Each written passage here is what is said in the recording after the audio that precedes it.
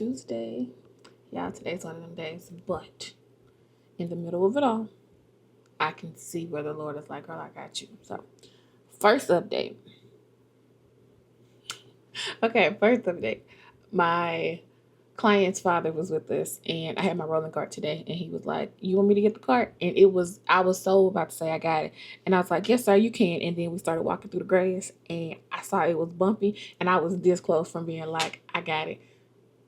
And it was like, "Okay, Brittany, just keep walking, just keep walking." And so I was walking, I was like, "There's a hole right here." Like, at least I can let you know when it's about to get rocky.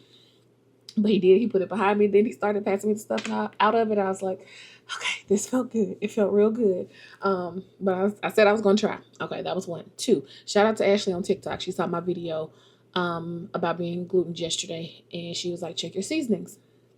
And shout out to Vaughn because she was like, what about this? What could it be something else that your body is processing? And lo and behold, mind you, dinner was a normal dinner, cabbage and air fried chicken. We opened a new onion powder on Sunday and never have I ever noticed that onion powder and garlic powder, because who's been through the cabinet now? It's me. Onion powder and garlic powder in the brand Great Value says that it contains trace amounts of wheat. And I'm like, I've been using this for so long that I didn't even look at it. And two, what made this new bottle potentially have more wheat in it? I don't know, but this is all the things that you have to see and pay attention to when it's gluten-free. And I will admit I got frustrated. I was like, Lord, no, hold on, pause. So then I add McCormick onion powder, garlic powder. Chili powder is also another one that you can't do from Walmart. So I'm adding those. I found 2 more brands that had gluten-free seasonings. So I added to my cart. 6 items in my cart. $42. I said, oh, okay. And Mom was like, Brittany, you need to be grateful that we got it. Correct. You got it. You got it. So, Lord, I thank you for the blessing of being able to have it. Because my heart broke the other day when one of my groups, a lady was like, where could I go to find a food bank that has gluten-free options? And I was like, man, I never thought about that. So it's like I either eat stuff that has gluten and be in pain, or I go without. I'm just like, Lord, the things that I'm over here complaining about some seasoning, she is just looking for food.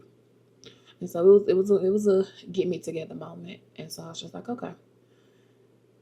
So I was like, we're finna do what it do. No, but also shout out to Walmart, because if you scroll all the way down past the reviews, they have a allergen list on their spices, and so you can see what does and what does not. So I was good with pepper.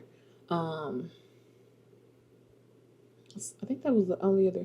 Oh no, I was good with most of my herbs, so that made me happy as well.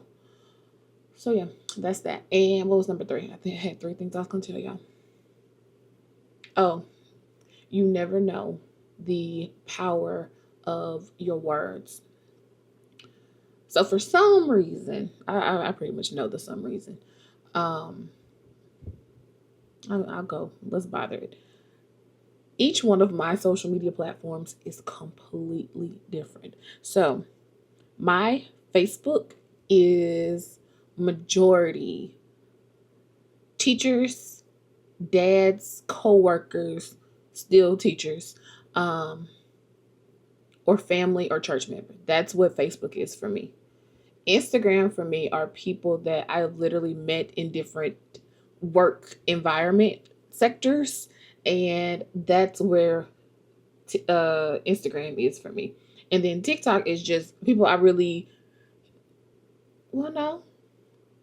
TikTok is a mix of Facebook and Instagram, but also people that I don't know at all.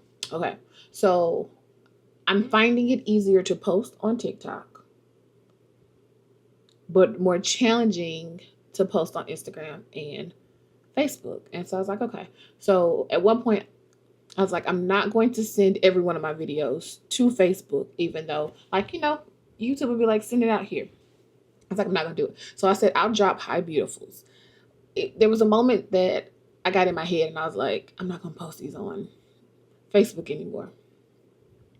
And then the Holy Spirit was pushing it today. And I was like, okay. So I posted the one about infertility to Facebook.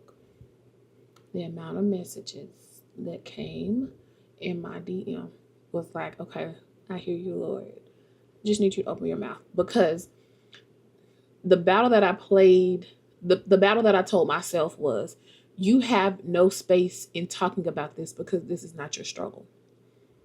I do not want to cry.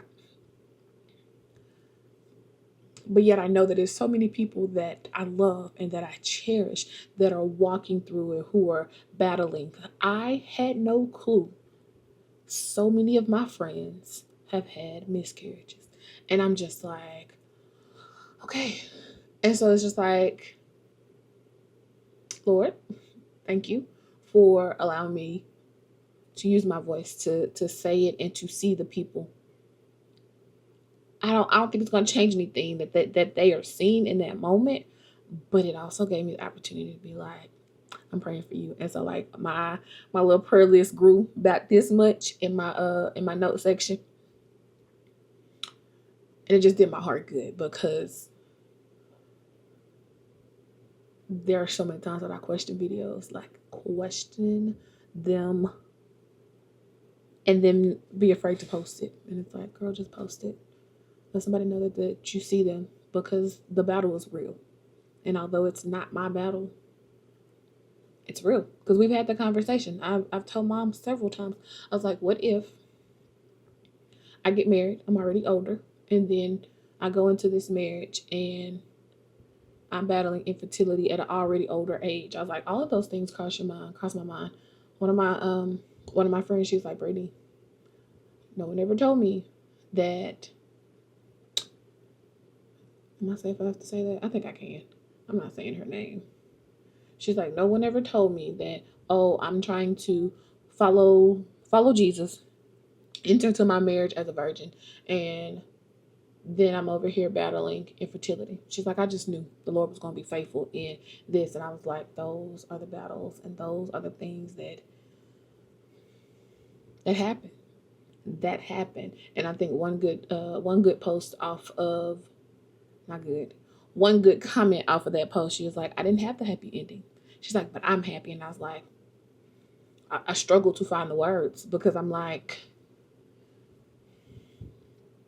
I'm grateful that you found happiness in this place, because it's hard no matter what. Choose your hard. And so that's that on that. My August Unfiltered question for today is, what part of me have I quieted to keep the peace? I was trying to give a different answer because it feels like I always say my voice, but I'm not going to say my voice in like how loud I am, because you already know I try to turn down my loudness. But it's in my truth, because so many times I have changed a boundary that I had set just because I knew it was going to make somebody else feel uncomfortable. I have softened the truth, and you'd be like, Brittany, you really lied because you were afraid of their reaction about it. And it's like, no, I just softened it. No, no, no, no, no. You should have told them how it was. And it's like, yes, the thing that I always go back to is like, can you do that with tact? Because in the middle of it all, they need the truth. Can you wrap that truth in love to give them what they really need? And I fought with this for so many years, and it's like, no, let's just make sure that they're comfortable. Let's downplay it. Let's remove the boundary. I'll be okay. And then on the back end, it's like, no, that's not how this is going to work. And so I think in that, I am working on wrapping the truth in love so that they can receive what needs to be said. Because I also know there have been plenty of times that I haven't received something because of the tone in which it came. And so it's like, okay, be a peacemaker and tell the truth. Because we were doing one study and that bad boy got me. Because it was like, you a false peacemaker. Oh, okay. Well, that's an accurate statement. And when I tell you, it's just like, Lord, I'm over here thinking that I'm